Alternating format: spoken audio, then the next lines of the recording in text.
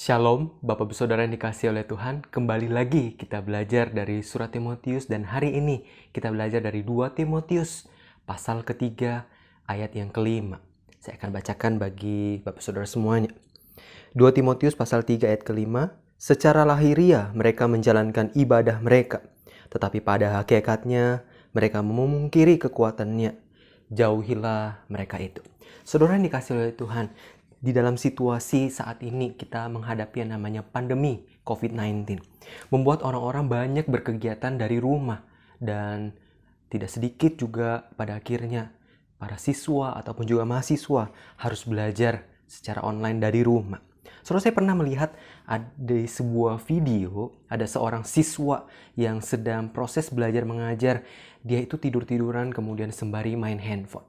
Saudara, apa yang dilakukan oleh siswa tersebut kelihatannya bahwa dia hadir di kelas, tetapi sebenarnya dia tidak hadir. Dia hanya menampakkan diri atau nama di aplikasi online, tapi sebenarnya dia tidak hadir di sana. Saudara, hal yang mirip pun seringkali saudara dilakukan oleh orang-orang Kristen. Mereka hadir di dalam ibadah, baik di gereja ataupun secara online, tapi sebenarnya mereka tidak benar-benar hadir untuk beribadah kepada Tuhan. Sewaktu sedang beribadah atau mendengarkan firman Tuhan, ada orang-orang yang kemudian main handphone. Ada orang-orang yang kemudian ngobrol. Saudara, ini menunjukkan bahwa tidak ada sikap respek ataupun juga hormat yang ditujukan kepada Allah. Dan hal inilah yang ditegur oleh Rasul Paulus. Jauhilah mereka. Rasul Paulus berkata, memang kamu melakukan kegiatan-kegiatan lahiriah, kegiatan beribadah, datang ke gereja.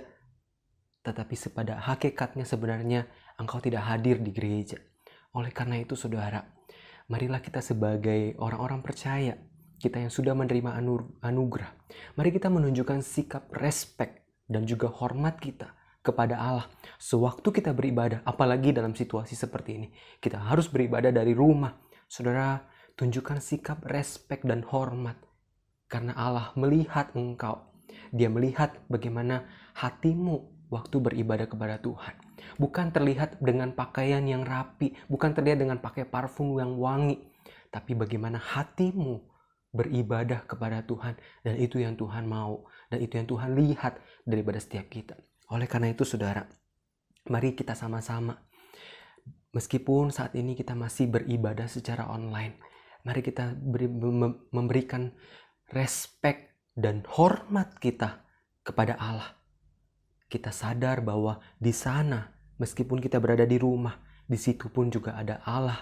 Sehingga kita mau memberikan respek dan hormat kita kepada Allah. Kiranya Tuhan memberkati Bapak Saudara semuanya. Mari kita berdoa.